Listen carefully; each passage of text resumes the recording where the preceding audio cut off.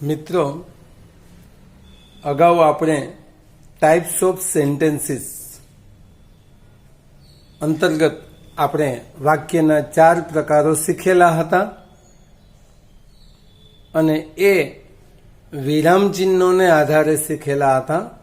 હવે વાક્યનું કન્સ્ટ્રક્શન એટલે કે રચના કઈ રીતે થાય છે એને આધારે મુખ્ય 3 પ્રકાર એને આપણે અહીં જોઈએ છીએ. Simple sentence. તો સિમ્પલ સેન્ટેન્સ કોને કહીશું? તો જે વાક્યમાં one subject and one verb હોય એને સિમ્પલ સેન્ટેન્સ કહીશું. વન સબ્જેક્ટ મીન્સ એક કર્તા અને એક ક્રિયાપદ. હવે જ્યારે આપણે વિસ્તૃત લખાણ લખતા હોઈએ ત્યારે આપણે ઘણા બધા વાક્યો લખતા હોઈએ છીએ. તો ઘણા બધા વાક્યો લખતા હોઈએ ત્યારે ઘણા બધા સિમ્પલ સેન્ટેન્સ લખવાની જરૂર ન હોય તો એ વાક્યોને ક્યારેક આપણે જોડી દઈએ છીએ. તો વાક્યોને જોડવાના પ્રકારમાં 2 પ્રકાર આવે છે. એક કમ્પાઉન્ડ સેન્ટેન્સ આવશે અને બીજું કોમ્પ્લેક્સ સેન્ટેન્સ આવશે. તો કમ્પાઉન્ડ સેન્ટેન્સમાં 1 or 2 સબ્જેક્ટ મતલબ કે 2 વાક્યને કામ કરનાર એક જ વ્યક્તિ હશે તો 1 સબ્જેક્ટ થશે. બંનેમાં ક્રિયા અલગ અલગ હોય તો 2 વર્બ થઈ ગયા. એટલે 2 વર્બ્સ કમ્પલસરી, 2 વર્બ તો ફરજિયાત હોય છે. પણ સબ્જેક્ટ તરીકે 1 અથવા 2 હોઈ શકે અને બંને વાક્યોને જો અલગ અલગ જ કામ કરનાર હશે તો 2 વાક્યના અલગ અલગ સબ્જેક્ટ એટલે કે કર્તા હશે અને બંનેના અલગ અલગ ક્રિયાપદો પણ હોય છે. એટલે કે 1 or 2 સબ્જેક્ટ અને 2 વર્બ્સ કમ્પલસરી. બીજી વાત જોઈએ હવે કે અહીંયા કોમ્પ્લેક્સ સેન્ટેન્સની વાત આવી છે. તો કોમ્પ્લેક્સ સેન્ટેન્સની અંદર ક્લોઝ આવશે. મેઇન વસ્તુ ક્લોઝ. ક્લોઝનું ગુજરાતી કરીશું તો ઉપવાક્ય થાય. વાક્યની વ્યાખ્યા સેન્ટેન્સની વ્યાખ્યામાં એક કર્તા અને એક ક્રિયાપદ અને જે સંપૂર્ણ અર્થ બતાવતું હોય એવું વાક્ય કહેવાય. હવે એ વાક્યની વ્યાખ્યા મુજબ ક્લોઝમાં જઈએ તો એક જ સળંગ વાક્યની અંદર 2 વાક્યો આવે. એમાં એક વાક્યને મેઇન સેન્ટેન્સ, મેઇન ક્લોઝ અને બીજા વાક્યને જોડીને જે વાક્ય હોય એને ગૌણ એટલે કે સબોર્ડિનેટ ક્લોઝ એવું નામ આપવામાં આવે તો એ ક્લોઝ થશે અને ક્લોઝના તમામ વાક્યો છે એ કોમ્પ્લેક્સ સેન્ટેન્સમાં ગણાશે. ખાસ કમ્પાઉન્ડ અને કોમ્પ્લેક્સમાં છે એ મહત્વનો તફાવત એના સંયોજકોનો છે. ક્લોઝની અંદર અહીંયા જુદા જુદા પ્રકારના નાઉન ક્લોઝ, એડજેક્ટિવ ક્લોઝ અને એડવર્બ ક્લોઝ એ આવશે અને દરેક અંતર્ગત છે એ દરેક વાક્યને જોડનાર કોઈને કોઈ અલગ અલગ સંયોજક છે. જ્યારે કમ્પાઉન્ડ સેન્ટેન્સના સંયોજકો છે એ થોડા એટલે કે લિમિટેડ છે આપણી પાસે. એટલે કમ્પાઉન્ડ સેન્ટેન્સ અને કોમ્પ્લેક્સ સેન્ટેન્સનો એક આ તફાવત થયો. બીજો તફાવત કે જ્યારે તમે ક્લોઝથી વાક્યને જોડો છો મતલબ કે ક્લોઝના નાઉન ક્લોઝ, એડજેક્ટિવ ક્લોઝ કે એડવર્બ ક્લોઝ થી જ્યારે વાક્ય જોડો છો ત્યારે જે મેઇન સેન્ટેન્સ છે એને સમજવા માટે આપણે બીજા વાક્યની જરૂર છે. મતલબ કે બે વાક્યો પરસ્પર એકબીજાને આધારિત છે એવું કહી શકીએ. જ્યારે કમ્પાઉન્ડ સેન્ટેન્સના બે વાક્યો જે આપેલા હશે, જોડેલા હશે, એ બે એકબીજા ઉપર નિર્ભર કરતા હોતા નથી. આ એનો મુખ્ય તફાવત છે. એટલે ક્લોઝની અંદર જુદા જુદા ત્રણ પ્રકાર પડે છે: નાઉન ક્લોઝ, એડજેક્ટિવ ક્લોઝ અને એડવર્બ ક્લોઝ. તો એની અંદર નાઉન મતલબ નામ. જ્યારે નામનું સ્થાન વાક્યની અંદર વાત કરીએ તો નામનું સ્થાન નામ અથવા તો પ્રનાઉન. અહીંયા આપણે વાક્યની વ્યાખ્યા આપી, એમાં વન સબ્જેક્ટ સૌથી પહેલા જરૂરી હોય છે. આપણે સબ્જેક્ટ તરીકે કોણ હોવાનું છે? નામ અથવા સર્વનામ. પછી આપણા માટે જરૂરી છે વર્બ. એક્ટિવ પેસિવ શીખ્યા ત્યારે આપણે જોયું હતું કે વર્બ પછી ઓબ્જેક્ટ આવતો હતો. ઓબ્જેક્ટ તરીકે પણ કોઈ નામ અથવા તો પ્રનાઉન હોઈ શકે, નામ કે સર્વનામ હોઈ શકે.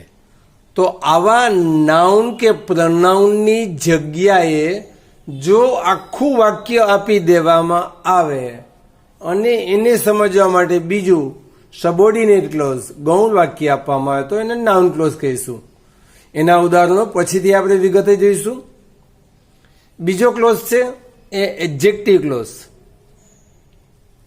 તો વાક્યની આપણે વાત કરી કે વાક્યની શરૂઆત સબ્જેક્ટથી એટલે કે નાઉન અથવા તો પ્રનાઉનથી, વર્બ પછી પણ નાઉન કે પ્રનાઉન. પણ જે નાઉન કે પ્રનાઉન વિશે વાત કરવામાં આવે છે એના વિશે કંઈક કહેવામાં આવે અને જે આપણે વાક્ય બનાવશું એ એડજેક્ટિવ ક્લોઝ બનશે. એને પણ આપણે વિગતે પાછળથી શીખીશું.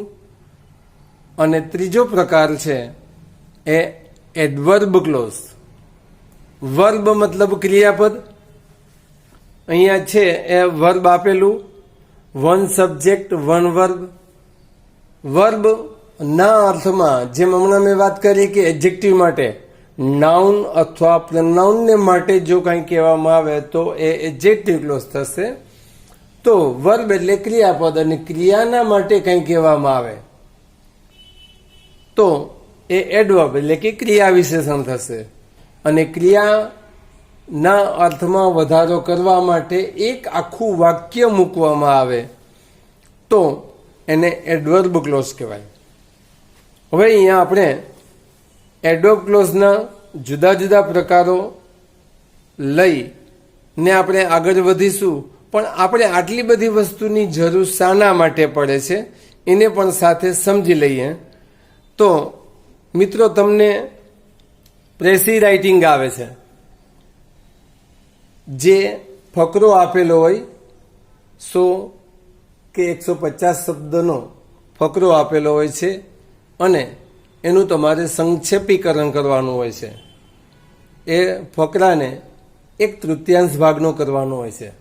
તો 150 શબ્દોના ફકરાને આપણે સામાન્ય રીતે 50 શબ્દોમાં લખવાનો હોય. તો એ ફકરાની અંદર ઘણા બધા સિમ્પલ સેન્ટેન્સીસ હશે, પણ એ બધાને છે એ એવી રીતે જોડવાના સિમ્પલ સેન્ટેન્સીસને કે એ સંક્ષિપ્ત થઈ જાય. અથવા તો ઘણા બધા મોટા વાક્યો આપેલા હોય, કમ્પાઉન્ડ આપેલા હોય, કોમ્પ્લેક્સ આપેલા હોય, એનો મેઇન હાર્દ જે કહેવા માંગતો હોય એ હાર્દને જાણીને આપણે છે ખૂબ ઓછા વાક્યમાં છે જુદી જુદી રીતો અજમાવીને આપણે એ ફકરાને સંક્ષેપમાં લખશું. તો પ્રેસી રાઇટિંગ માટે આપણને આ વસ્તુ જરૂરી છે. બીજું કે તમારે મિત્રો કમ્પ્લીટ ધ સેન્ટેન્સ અથવા તો જુદા જુદા ફંક્શન્સ છે એના આધારે વાક્યો પૂરા કરવાના આવે છે. તો અહીંયા જે સંયોજકો આપેલા છે એ સંયોજકોને જો આપણે વ્યવસ્થિત સમજીશું તો વાક્યનો બીજો ભાગ પૂરો કરવામાં છે આપણને સરળતા રહેશે. તો કમ્પ્લીટ ધ સેન્ટેન્સ માટે પણ આપણને આ સમજવું જરૂરી છે. અને ત્રીજી વાત આવે છે answer in 1 sentence or 2 or 3 sentence. ઘણીવાર એવું બને કે આપણે વાક્ય ઘણું બધું મોટું આપેલું હોય અને પ્રશ્ન પૂછેલો હોય ગીવ આન્સર ઇન 1 સેન્ટેન્સ. ઘણા બધા વાક્યો આપેલા હોય અને આપણે એને એક વાક્યમાં જવાબ આપવાનું કીધું હોય, તો એ બધા વાક્યોને સિમ્પલ સેન્ટેન્સથી જોઈન્ટ કરી નાખો તો એ આન્સર ઇન 1 સેન્ટેન્સ થઈ જાય. અને ઘણા બધા વાક્યો હોય અને એને એક વાક્યમાં જોડવાનું કીધું હોય. સિમ્પલ સેન્ટેન્સ આપેલા હોય, એક વાક્યમાં કરવું છે તો આપણે કોમ્પ્લેક્સ સેન્ટેન્સ બનાવી નાખો. અને કોમ્પ્લેક્સ એક વાક્ય આપેલું હોય તો એને સિમ્પલમાં ફેરવી નાખો, અલગ અલગ વાક્યોના ટુકડામાં કરી નાખો તો 2 or 3 સેન્ટેન્સમાં આપણો જવાબ તૈયાર થઈ જશે. તો એના માટે આ બધી વસ્તુ જરૂરી છે. તો હવે મિત્રો આપણે શરૂઆત કરીએ છે એ મહત્વનો શબ્દ એડવર્બ ક્લોઝથી શરૂઆત કરીએ છીએ, કારણ કે ઘણા બધા ક્લોઝ છે અને ઘણું બધું છે એની અંતર્ગત આવે છે. તો આપણે adverb clause of contrast. Contrast મતલબ વિરોધાભાસ. આપણે ઘણા બધા કાર્યો કરતા હોઈએ, બે વાક્યમાં જ્યારે આપણને વિરોધાભાસ બતાતો હોય તો આપણે એડવર્બ ક્લોઝ ઓફ કોન્ટ્રાસ્ટ એના અંતર્ગત અહીંયા તમને સમાનાર્થી શબ્દો છે બધા લખેલા છે. Though, although, as, however, even though, even if, yet અને સ્ટીલ. બધાનો અર્થ છતાં કે છતાં પણ કે જો કે આવો અર્થ થાય છે.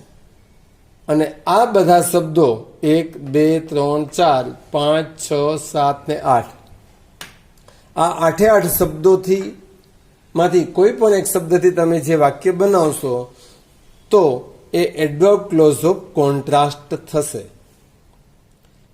હવે આવું વાક્ય આપેલું હોય અને તમને ચેન્જ કરવાનું કે કમ્પાઉન્ડમાં, તો આમાંથી કોઈ શબ્દ નહીં લેવાનો, એની બદલે બટનો ઉપયોગ કરી આપવાનો, તો એ વાક્ય થઈ જશે કમ્પાઉન્ડ. બટથી વાક્ય કરશો ત્યારે. અને એવી જ રીતે અહીંયા તમને 2 સબ્જેક્ટ હશે, 2 વર્બ હશે, અહીંયા પણ 2 સબ્જેક્ટ અને 2 વર્બ હશે. અને એ વાક્યને હમણાં જ મેં તમને વાત કરી કે પ્રેસી રાઇટિંગની અંદર જવું છે, વાક્યને ટૂંકું કરવું છે, તો ઇન્સ્પાઇટ ઓફથી વાક્ય જો તમે કરી આપો તો એ સિમ્પલ સેન્ટેન્સ થઈ જશે. તો આ કઈ રીતે થાય છે એ એડવર્બ ક્લોઝ ઓફ કોન્ટ્રાસ્ટનું આપણે ઉદાહરણ જોઈએ. તો અહીંયા વાક્ય જોઈએ આપણે. Though he worked hard, he did not get the gold medal. હવે અહીંયા હાર્ડ શબ્દ નીચે મેં લાઈન કરી છે. એડવર્બ કઈ રીતે થાય છે એ સમજીએ. તો હી વર્કડ હાર્ડ એક સિમ્પલ સેન્ટેન્સ. બીજું simple sentence he did not get the gold medal. હવે હાર્ડ વર્કડ શબ્દ એને આપણે વર્બ કહીશું અને એને આપણે ક્વેશ્ચન પૂછીએ હાઉ ડીડ હી વર્ક, તો આપણને જવાબમાં મળશે હાર્ડ. તો હાર્ડ શબ્દ થયો એડવર્બ. હવે અહીંયા વાક્યનો અર્થ સમજીશું તો આપણને ખ્યાલ આવશે હી વર્કડ હાર્ડ, તેને સખત મહેનત કરી. બીજું વાક્ય he did not get the gold medal. તો અહીંયા આપણે ધો વગર 2 વાક્યો જોયા. તો 2 સિમ્પલ સેન્ટેન્સને ધોથી જોડેલા છે, કારણ કે આપણે એનો વિરોધાભાસ જોવા મળે છે. તેણે સખત મહેનત કરી, એને ગોલ્ડ મેડલ મળ્યો નહીં. 2 વાક્યનો વિરોધાભાસ છે એટલે આપણે એ વાક્યને ધો શબ્દથી જોડેલું છે. Though he worked hard, he did not get the gold medal. એટલા માટે ધોથી વાક્ય જોડેલું છે, એટલા માટે આ વાક્ય થશે એ એડવર્બ ક્લોઝ ઓફ કોન્ટ્રાસ્ટ. હવે માની લઈએ કે આપણે ધો શબ્દથી આ વાક્યને નથી જોડવું, તો અહીંયા એના વિકલ્પે બીજા એના સમાનાર્થી શબ્દો આપેલા છે. કોઈ જાતનો આ વાક્યમાં ચેન્જ કર્યા વગર ધો શબ્દની બદલે આપણે ઓલ્ધો, ઇવન ઇફ કે ઇવન ધો વાપરી અને આ વાક્યને એમને એમ લખી શકીએ. Although he worked hard, he did not get the gold medal. Even if he worked hard, he did not get the gold medal. અને even though he worked hard, he did not get the gold medal.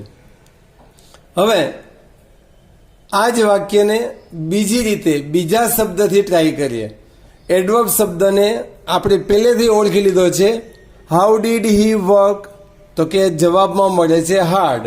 તો adverb છે એ અહીંયા hard છે. તો હાર્ડને આપણે ધ્યાનમાં રાખીને આપણે એ વાક્યને એડવર્બ ક્લોઝ ઓફ કોન્ટ્રાસ્ટની બીજી રીતથી બીજા શબ્દથી જોઈએ. Hard as he worked.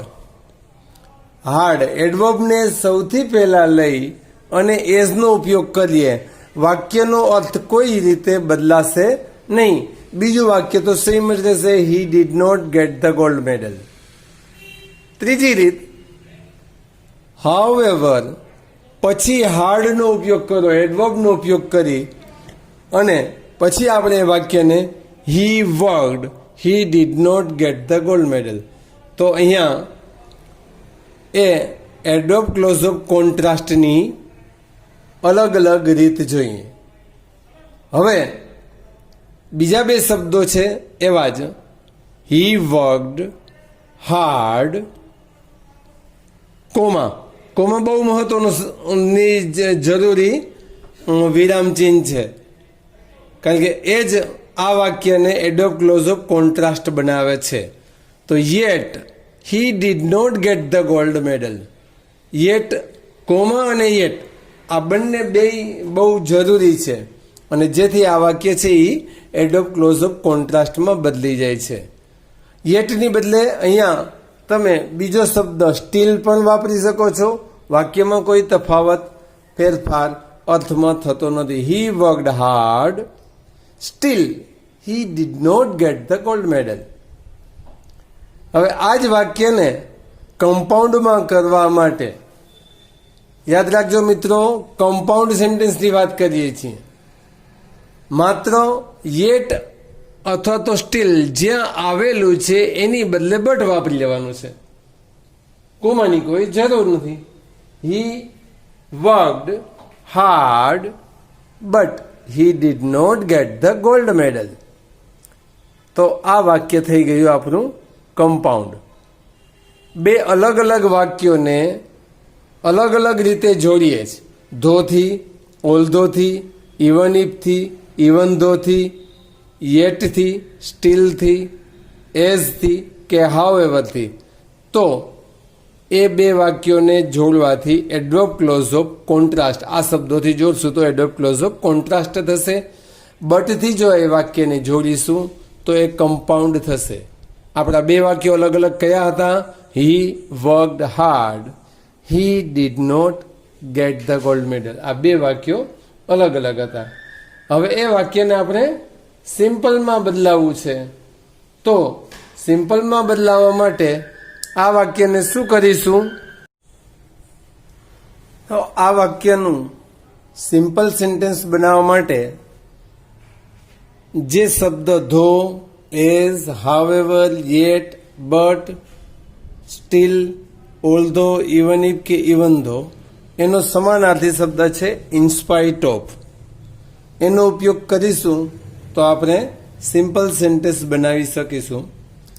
હવે ઇન્સ્પાઇટ ઓફથી સિમ્પલ સેન્ટેન્સ બનાવવા માટે થોડીક આપણે કાળજીની જરૂરિયાત રહે છે.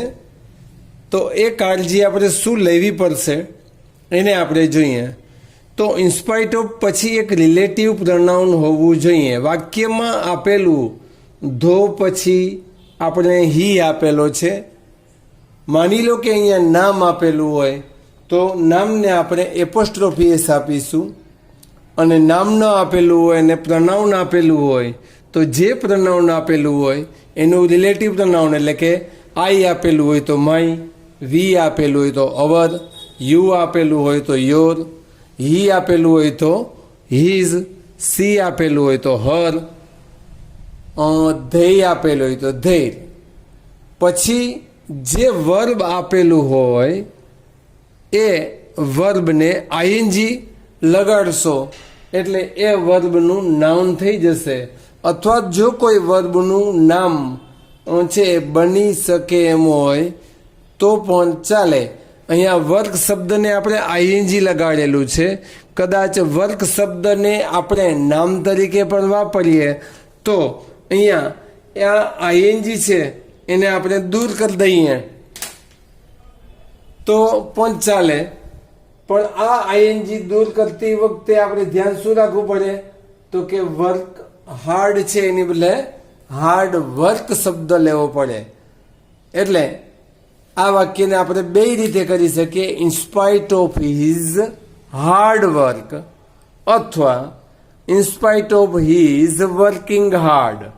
વર્ક શબ્દને આઈએનજી એટલા માટે લગાડેલું છે કે જે વિદ્યાર્થી મિત્રોને છે એ ક્રિયાપદનું વર્બ બનાવતા ન આવડતું હોય અથવા ખ્યાલ ન હોય તો આઈએનજી લગાડીને પણ તમે એનું નાઉન કરી શકો છો.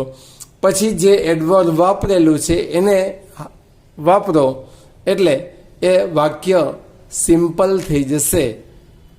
જો એનું નાઉન બનાવતા આવડે તો નાઉન સાથે એડજેક્ટિવ હોય એટલે હાર્ડને આપણે ટ્રાન્સફર કરવું પડે, પહેલાં લેવું પડે, હાર્ડ વર્ક એવી રીતે કરવું પડે તો પણ ચાલે. બીજા વાક્યમાં કોઈ ફેરફારની જરૂર નથી. He did not get the gold medal એ યથાવત રહેશે. હવે ઘણીવાર એવું બને છે, હમણાં જેમ મેં વર્કિંગ હાર્ડ શબ્દની વાત કરી એવું જ અહીંયા તમને બીજું ઉદાહરણ આપેલું છે કે એક વાક્ય હી ઇઝ પુઅર, બીજું વાક્ય હી ઇઝ ઓનેસ્ટ. તો અહીંયા ધો he is poor he is honest, poor as he is honest, however poor he is honest. બાકી તો આપણે જોયું કે ઓલ ધો કે ઇવન ઇફ કે તો આપણે એની બદલે વાપરી શકીએ છીએ. He is poor yet he is honest, he is poor but he is honest. તો આ રીતે આપણે એ વાક્ય કરી શકીએ છીએ. હવે આ વાક્યની અંદર હી ઇઝ પુઅર, તો હમણાં જ મેં તમને વાત કરી કે વર્કિંગ શબ્દ લીધો એવી રીતે અહીંયા તો શું કરશું તો ઇઝ છે એ આપણે અગાઉ ટેન્સીસ ભણેલા, કાળ ભણેલા ત્યારે વાત કરી કે ઇઝ છે એ શું છે તો કે ટુ બી છે. તો મેં અહીંયા જેમ વર્કનું વર્કિંગ કર્યું તો ટુ બીનું બીઈંગ કરો. In spite of his being poor he is honest.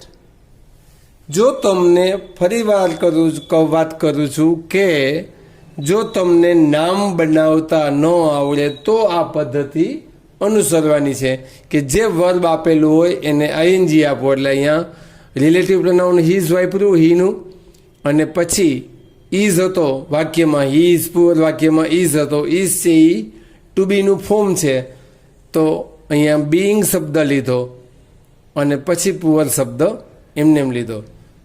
હવે જો પુઅર શબ્દનું નામ આવડતું હોય તો in spite of his poverty, poverty શબ્દ સીધું નામ લઈ લીધું અને એ વાક્યને આગળ હી ઇઝ ઓનેસ્ટ એ રીતે આપણે કરી શકીએ છીએ.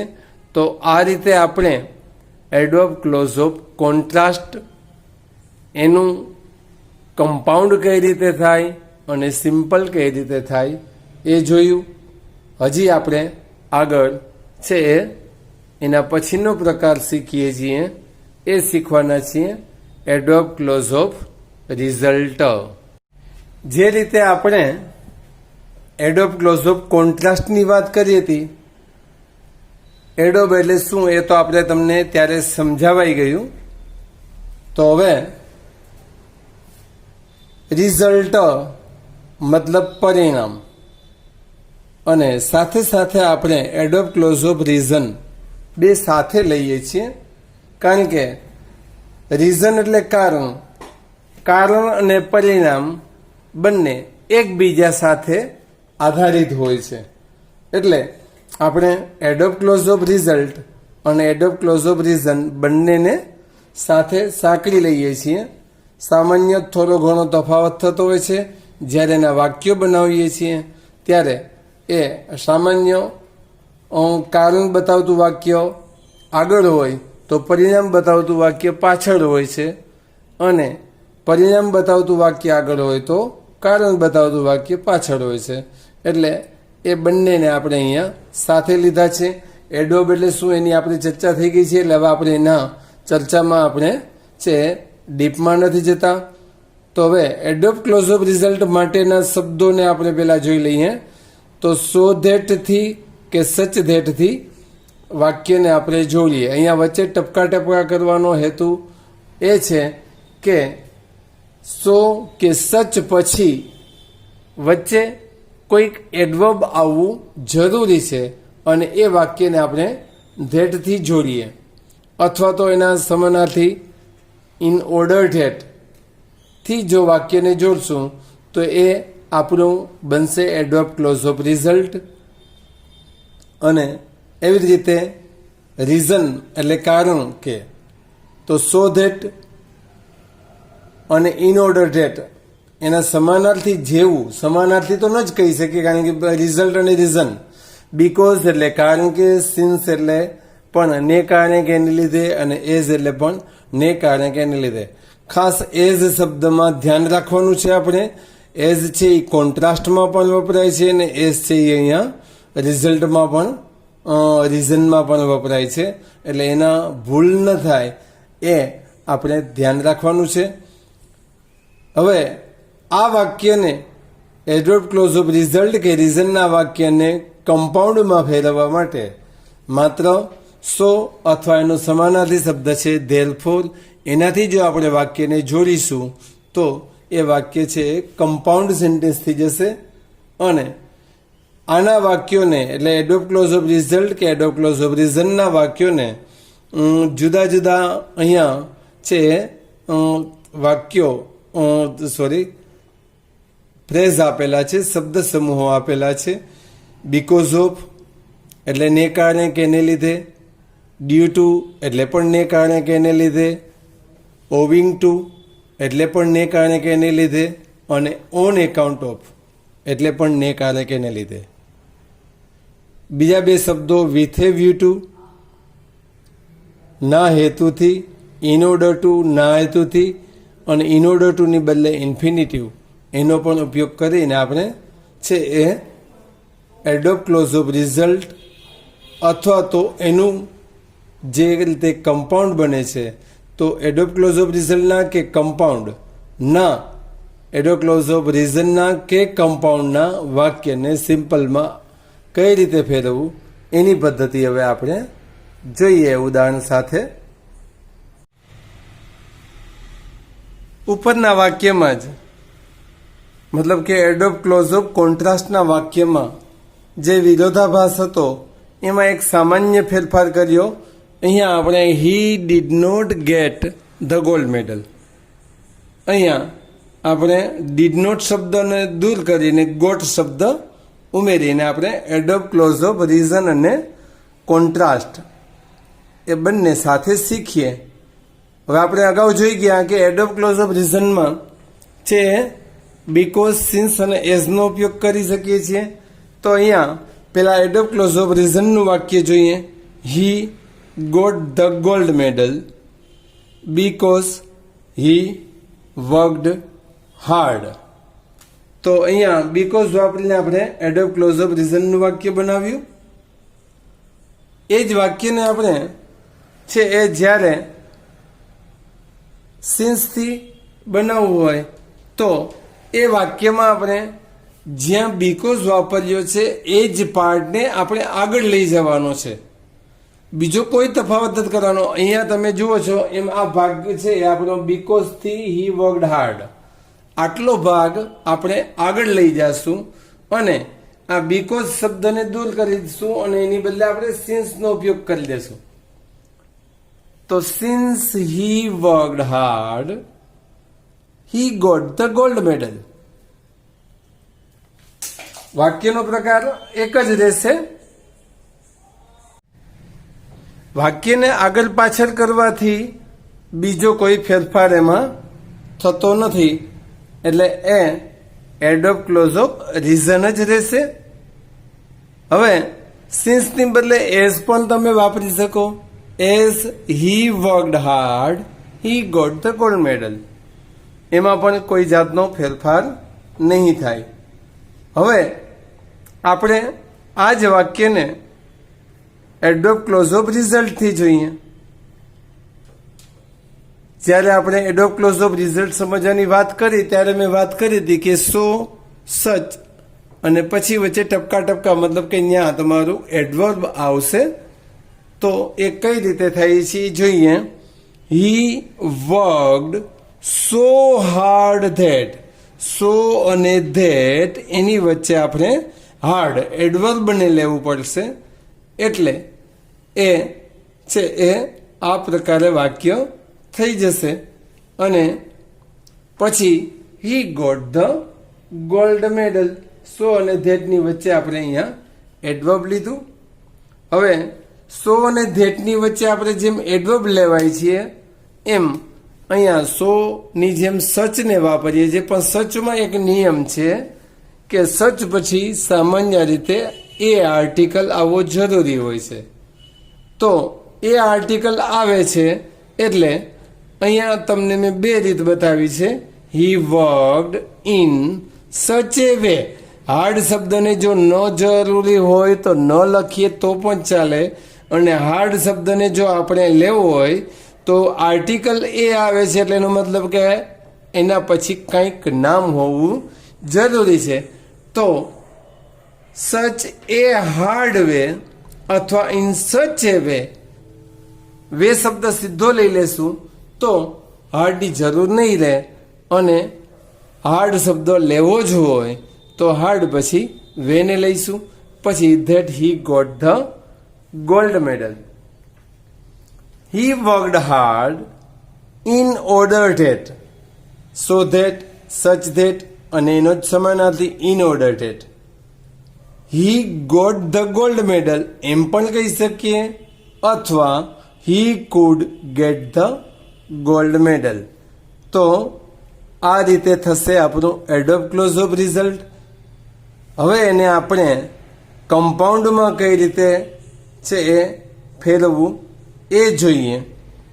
તો he worked hard.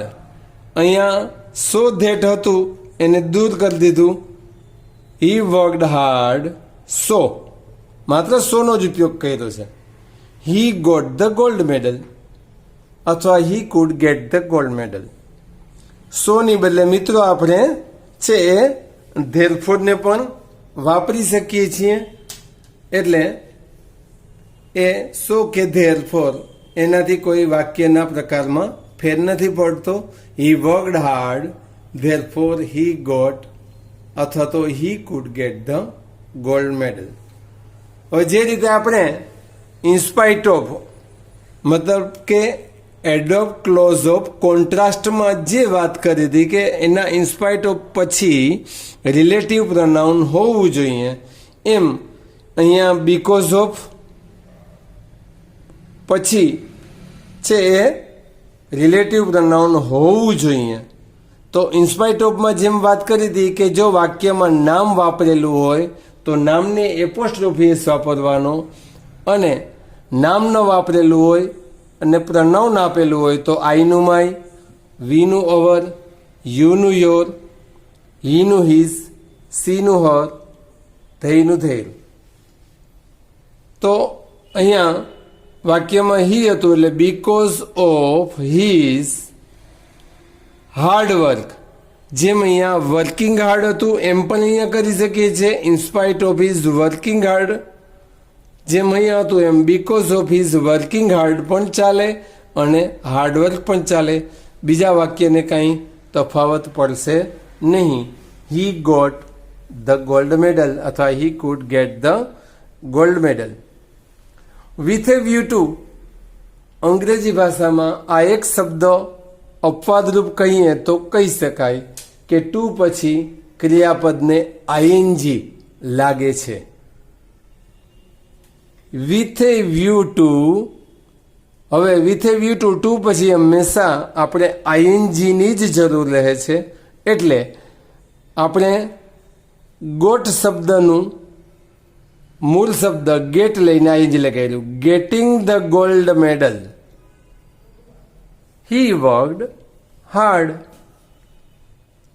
With a view to નો સમાનાર્થી ઇન ઓર્ડર ટુ છે.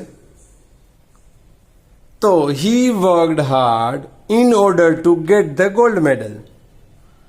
અને ઇન ઓર્ડર શબ્દને ન વાપરીએ તો પણ ઇન્ફિનિટિવ છે એ ઇન ઓર્ડર ટુ નો જ સમાનાર્થી અર્થ બતાવે છે. તો ઇન્ફિનિટિવથી વાક્ય પણ અહીંયા જોડીને બતાવ્યું છે. He worked hard to get the gold medal. તો મિત્રો, આ રીતે એડોબ ક્લોઝ ઓફ રિઝલ્ટ અને રીઝન આપણે જોયા. હવે એના પછી આપણે આગળ એડવર્બ ક્લોઝ ઓફ ટાઈમ શીખી શકશું.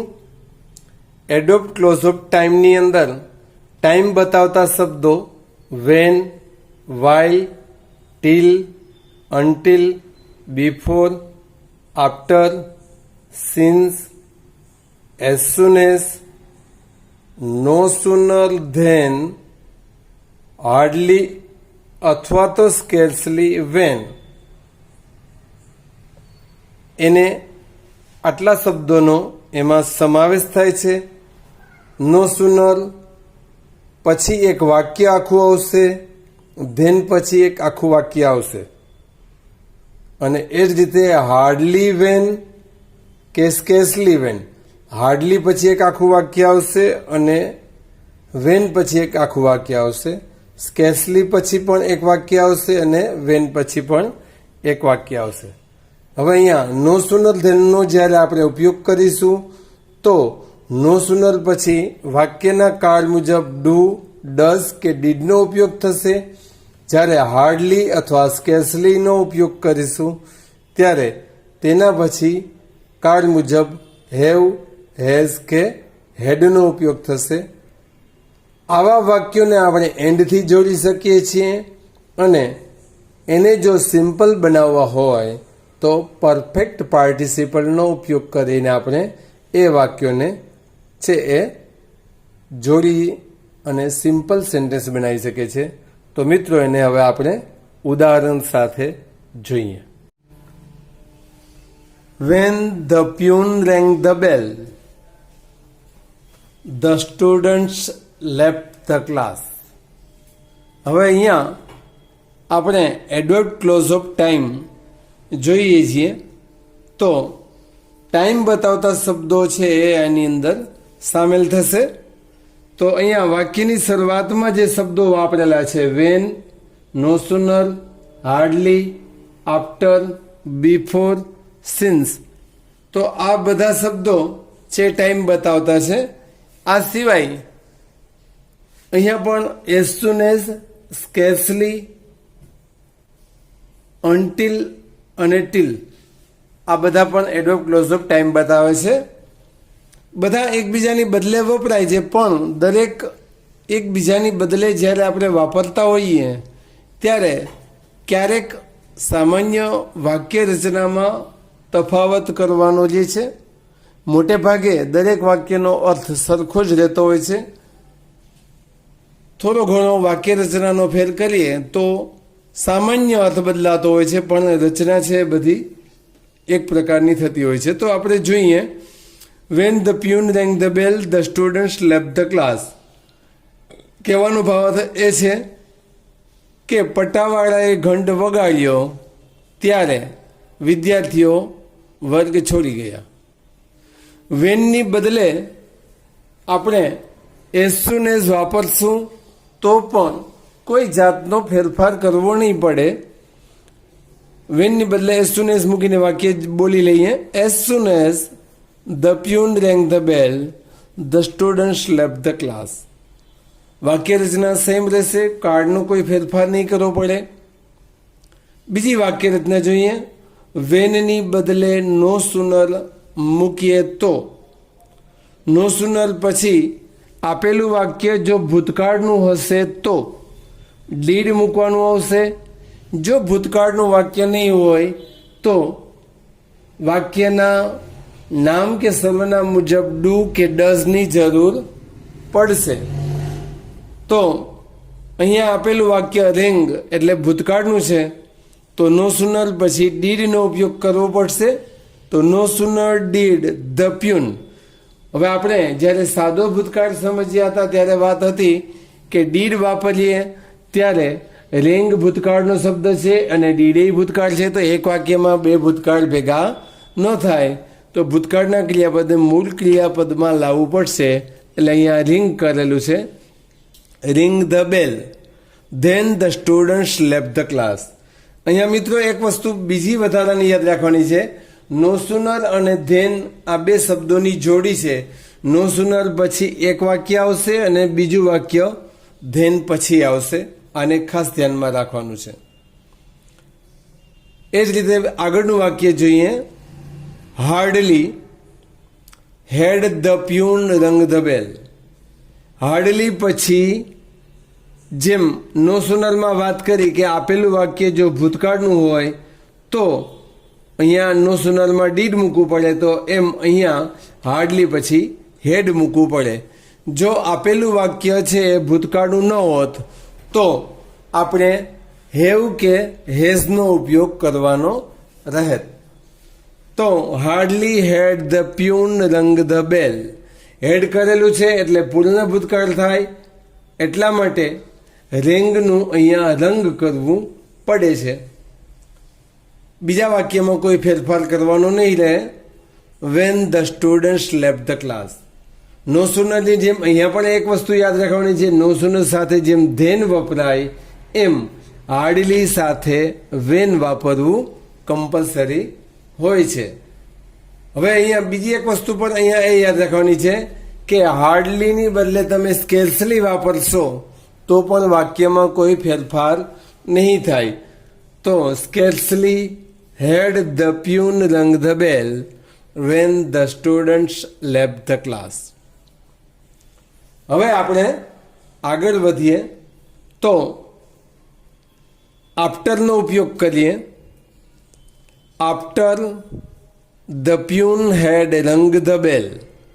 હાર્ડલીવાળા વાક્યમાં જેમ પૂર્ણ ભૂતકાળ વાપરવાનો આવે એમ આફ્ટર સાથે પણ પૂર્ણ ભૂતકાળ હોય છે. આફ્ટર ધ પ્યુન હેડ રંગ the bell the students left the class. પૂર્ણ ભૂતકાળ આપણે શીખ્યા ત્યારે વાત હતી કે આફ્ટર છે પૂર્ણ ભૂતકાળની નિશાનીમાં ગણાય છે.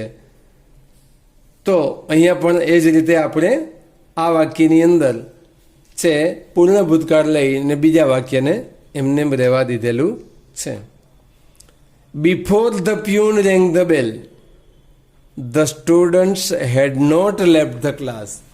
અહીંયા મિત્રો એક વસ્તુ સમજવા માટે મૂકેલી છે મેં કે બિફોર અને આફ્ટર એ બંને એકબીજાના વિરોધી શબ્દો છે. અર્થથી આપણે સમજાઈ જાય. બિફોર એટલે પહેલા, આફ્ટર એટલે પછી. તો બિફોર અને આફ્ટર બે વિરોધી શબ્દો હોવાને લીધે અહીંયા છે the students left the class એ વાક્યને આપણે અહીંયા છે એ નેગેટિવમાં લઈ જવું પડ્યું. અર્થ છે બદલાય નહીં એટલા માટે, વિરોધી હોવાને કારણે. The students had not left the class.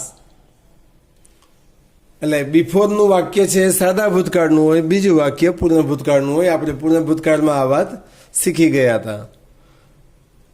The students has left the class. મિત્રો અહીંયા છે કાળ બદલાવેલો છે. અહીંયા સુધી બધા વાક્યો ભૂતકાળના હતા. અહીંયા આપણે the students has left the class since the peon rang the બેલ.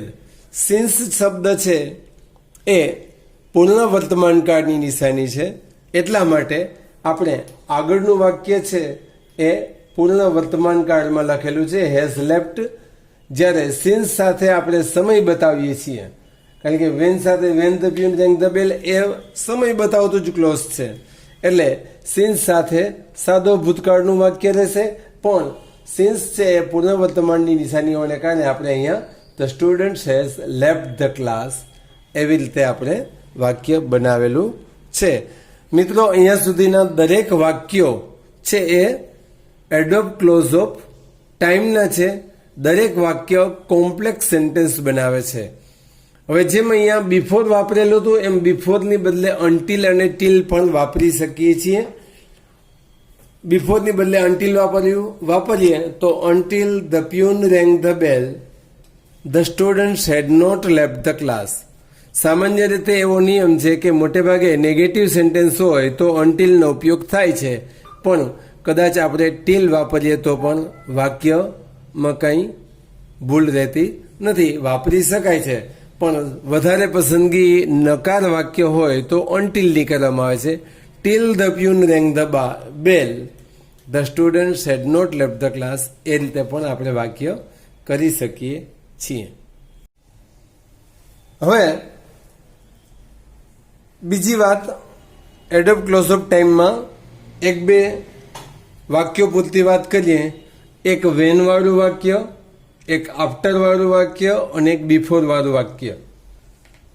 તમે જોશો તો એમાં અલ્પવિરામ આપેલા છે વચ્ચે. તો આ જે અલ્પવિરામ અહીંયા આપેલું છે ત્યાંથી તમે આખું વાક્ય,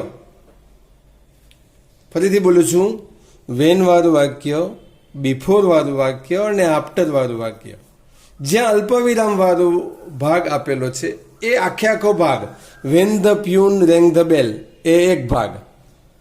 અહીંયાથી શરૂ કરીએ તો ત્યાં સુધીનો, પછી આફ્ટર ધ પ્યુન હેડ રંગ ધ બેલ અને before the peon rang the bell. આ આટલો આખો ભાગ તમે પાછળ પણ લખી શકો છો, પાછલું વાક્ય આગળ આવી જાય. કઈ રીતે એને પણ જોઈ લઈએ. The students left the class, પાછું અલ્પવિરામ તો આવશે જ, van the peon rang the બેલ. બીજું વાક્ય જોઈએ એવી રીતે આફ્ટર વાળું, the students left the class, અલ્પવિરામ આવશે, આફ્ટર ધ પ્યુન હેડ રંગ ધ બેલ. અને એ જ રીતે બિફોરનું વાક્ય, the students had not left the class before the peon rang the bell. આ રીતે પણ કરી શકીએ છીએ. અને એ જ રીતે અહીંયા સિન્સવાળું વાક્ય પણ કરી શકીએ છીએ, પણ સામાન્ય રીતે એડોપ્ટ ક્લોઝ ઓફ ટાઈમમાં જ્યારે સિન્સનો ઉપયોગ કરીએ છીએ ત્યારે એને વચ્ચે રાખવાનું હોય છે. હવે આ જ વાક્યને એન્ડથી જોડીશું. બે ક્રિયાઓ થઈ, the peon rang the bell એક વાક્ય, the students left the class એ બીજું વાક્ય. એને એન્ડથી જોડીએ, the peon rang the bell and the students left the class, તો એ વાક્યના પ્રકારની રીતે કમ્પાઉન્ડ સેન્ટેન્સ થઈ જશે. ક્યારેક ક્યારેક મિત્રો વચ્ચે એન્ડ એટવન્સ આપે છે, અથવા એન્ડ ન હોય અને એટવન્સ પણ હોય છે. એટલે કઈ રીતે, the peon rang the bell and the students left the class, the peon rang the bell at once the students left the class. અર્થ બધાનો એક જ જળવાઈ રહે છે અને કમ્પાઉન્ડ સેન્ટેન્સ બને છે. હવે આ બે વાક્યોને અથવા તો જે એડોપ્ટ ક્લોઝ ઓફ ટાઈમ છે એને આપણે સિમ્પલમાં કઈ રીતે ફેરવી શકીએ. અહીંયા જુદી જુદી રીતો મેં બતાવેલી છે. એક તો પહેલી રીત પરફેક્ટ પાર્ટિસિપલ. આપણે પરફેક્ટ પાર્ટિસિપલને એક્ટિવ પેસિવ અંતર્ગત શીખી ગયા હતા. સૌથી પહેલાં હેવિંગ, પરફેક્ટનો મતલબ પૂર્ણ, પૂર્ણની અંદર હેવનું યોગ્ય રૂપ હોવું જોઈએ, અને પાર્ટિસિપલ મતલબ કૃદંત. એટલે હેવનું હેવિંગ કરી અને ભૂતકૃદંત મૂકશો એટલે પરફેક્ટ પાર્ટિસિપલની રચના થશે. તો હેવિંગ રંગ ધ બેલ બે ક્રિયાઓમાંની પહેલી ક્રિયાને તમે પરફેક્ટ પાર્ટિસિપલમાં લખી શકો છો. The students left the class. આવી જ રીતે બીજી રચના છે પ્રેઝન્ટ પાર્ટિસિપલનો ઉપયોગ કરીને પણ બની શકે છે. દરેક વાક્યોમાં પ્રેઝન્ટ પાર્ટિસિપલ નથી થઈ શકતું, પણ અર્થ સમજીને આપણે એ કરવું પડે. સિંગ ધ કેટ, આ વાક્યને આપણે વેનવાળા વાક્યમાં લેવું હોય તો when the mice so the cat, એવી રીતે વાક્ય હોઈ શકે. ધૈર્ય ન હોય તો sing the cat, when the mice so the cat. તો અહીંયા માઇસ શબ્દને આપણે લેવાની જરૂર નથી. સિંગ ધ કેટ, જોઈને ધ માઇસ રેન અવે.